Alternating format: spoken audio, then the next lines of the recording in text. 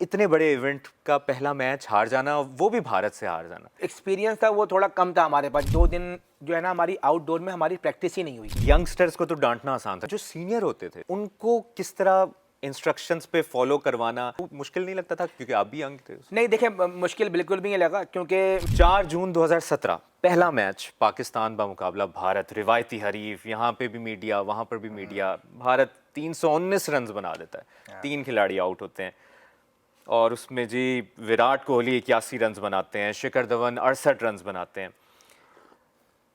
अचानक Pakistani team 164 run तक ही महदूद रहती है और वो मैच डकवर्थ लुईस मेथड के तहत 124 रन से हार जाते हैं। पहले मैच इवेंट, इतने बड़े इवेंट का पहला मैच हार जाना, वो भी भारत से हार जाना, वो अलग बात है कि एक फिल्मी कहानी लगती है कि उसी टीम को फिर बड़े मार्जिन से हराया।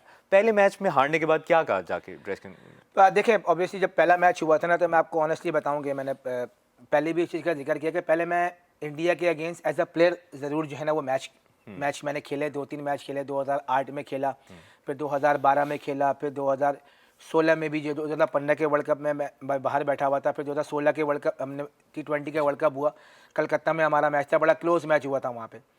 तो एज अ कैप्टन जो है ना, वो उस मैच में एक पहला मैच ऐसा था कि वो हम एज अ टीम जो है ना वो अंडर प्रेशर खेले मैच। हम मेरे ख्याल से पहली ही बॉल से हम अंडर प्रेशर थे, क्योंकि हमारी उस मैच में फील्डिंग लैप्सेस बहुत ज़्यादा हुए, हमारी बॉलिंग जो है वो इतनी अच्छी नहीं हुई, फिर हमने एज अ बैटिंग भी जो है ना वो क्लिक नहीं किया उस मैच में। अगर आप एक तरीके से देखें तो हमारी बहुत फिटी लगी, जैसे क्रिकेट में एक वर्ड इस्तेमाल करते हैं, और एक हम बहुत बुरी तरीके से हारे। तो उसके बाद हमारा मैच ख़त्म हुआ, उसके बाद हम जो है वो वापस ऐसी बात है, बहुत ज़्यादा डिसाइडेड थे, क्योंकि आप इंडिया से पहला मैच जब हार जाते हैं, क्योंकि टूर्नामेंट बहुत शॉर्ट था, क्योंकि दो पूल थे और हर टीम के 3-3 मैच थे। इसमें यंग प्लेयर्स थे, सभी नए थे। देखिए, बाबर भी जी नए, बिल्कुल, हसन अली, शादाब खान, हफीज थे, मलिक थे, लेकिन वो वाली टीम और फिर एक यंग टीम और थोड़े बहुत सीनियर प्लेयर्स जो एक्सपीरियंस प्लेयर्स थे, उनकी कप्तानी करना और फिर उनको मोटिवेशन कैसे दी कि भाई हार गए हैं, अब आगे चलना है। देखिए बिल्कुल आपने मुशीर वो अच्छा पॉइंट आपने उठाया कि वो जो टीम थी ना, उसमें बहुत सारे ऐसे लड़के थे, जैसे शुएब भाई और हफीज़ भाई के अलावा एक अज़हर अली सीनियर थे, लेकिन उन्होंने भी कोई बड़ा इवेंट नहीं खेला हुआ था, उनका भी पहला ही इवेंट था। उसके अलावा आमिर का भी 2016 में कमबैक हुआ था। आमिर भी एक तरीके से इंटरनेशनल क्रिकेट में अपना कमबैक कर रहे थे, ठीक है। जुनैद खान थे, वो टीम का पार्ट रहे, लेकिन वहाब रियाज थे, वो अनफॉर्चुनेटली पहले मैच के बाद जो है वो अनफिट हो गए। तो लेकिन उसमें ज़्यादातर जो प्लेयर थे मुझ समय, जैसे चैंपियंस ट्रॉफी मेरा भी दूसरा इवेंट था, उससे पहले मैं 2015 का वर्ल्ड कप खेला, फिर उससे पहले T20 का वर्ल्ड कप खेला, लेकिन जो एक्सपीरियंस था वो थोड़ा कम था हमारे पास। जो नए लड़के थे, बाबर आजम का पहला वर्ल्ड कप था, चैंपियंस ट्रॉफी थी, शादाब खान, फ़खर जमान, हसन अली, रोमान रईस, ये ऐसे वो प्लेयर थे जो कि पहली बार जो है वो चैंपियंस ट्रॉफी जो है वो खेल रहे थे। तो आई थिंक वो एक बहुत यंग टीम थी, और मैंने हमेशा इस मीटिंग के उसके बाद हमारा एक साउथ अफ्रीका से जब हमारा मैच था, मैं तो इसी हमारी, बता रहा हूँ, हाँ अब 3 दिन गुजर गए, 7 जून आ गया, साउथ अफ्रीका पहले बैटिंग करता है, 8 विकेटों के नुकसान पर 219 बनाता है, फिर डकवर्थ लुईस के तहत पाकिस्तान 119 पर मैच जीत जाता है 19 रन से। और उस मैच की खास बात, उस वक्त के जो स्टार थे हसन अली, फिर वो कितनी मोटिवेशन मिली कि यार चलो इंडिया से बड़े मार्जिन से हार गए, कमबैक हो गया। देखें, वो जब हमारे 3 दिन थे ना, तो उसके बाद हमारी 2 दिन जो है ना हमारी आउटडोर में हमारी प्रैक्टिस ही नहीं हुई, क्योंकि बारिश बहुत ज़्यादा हो रही थी बर्मिंघम में और बहुत ज़्यादा सर्दी थी। तो हमारी इंडोर में प्रैक्टिस हुई। उससे पहले जो है ना हमारी एक बड़ी मीटिंग हुई, उसमें अब काफ़ी लड़के इस बात का जिक्र करते हैं कि उसमें ना काफ़ी हार्ड टॉक हुआ। काफ़ी हार्ड टॉक ऐसे हुआ कि हमने काफ़ी, जो हमारे सीनियर प्लेयर्स थे ऑब्वियसली, उन्होंने भी बताया कि अगर हमने इस इवेंट को जीतना है तो फिर हम जो क्रिकेट हमने पिछले मैच में खेली, हमें ये क्रिकेट नहीं खेलनी पड़ेगी। हम अगर डर को निकाल के हमें क्रिकेट खेलनी पड़ेगी। सब ने अपना अपना पॉइंट ऑफ व्यू दिया, जिसमें हफीज़ भाई भी थे, शुएब भाई भी थे, ऑब्वियसली फिर कैप्टन की बात हुई है, फिर हमारे जो कोचेस थे उन्होंने मतलब एक तरीके से ना, आप जो कहते हैं ना, फेस ऑफ हुआ एक तरीके से। उन्होंने मतलब जो रियलिटी को चेक कराया कि यार अगर हमने क्रिकेट आगे जाना है और पाकिस्तान क्रिकेट को इम्प्रूव करना है, तो ऐसे क्रिकेट नहीं खेलेंगे जिस तरीके से हमने ये क्रिकेट खेली। अब उसमें हुआ ये कि हमारी जो है वो 2 दिन जो है वो सिर्फ इंडोर में प्रैक्टिस हुई है, ठीक है। फिर हमारा मैच था साउथ अफ्रीका बारिश से। का भी तो मौसम इतना जी बिल्कुल, बहुत ज़्यादा बारिश हो रही थी, और वो मैच भी आपको पता है डकवर्थ की वजह जो है वो वजह से।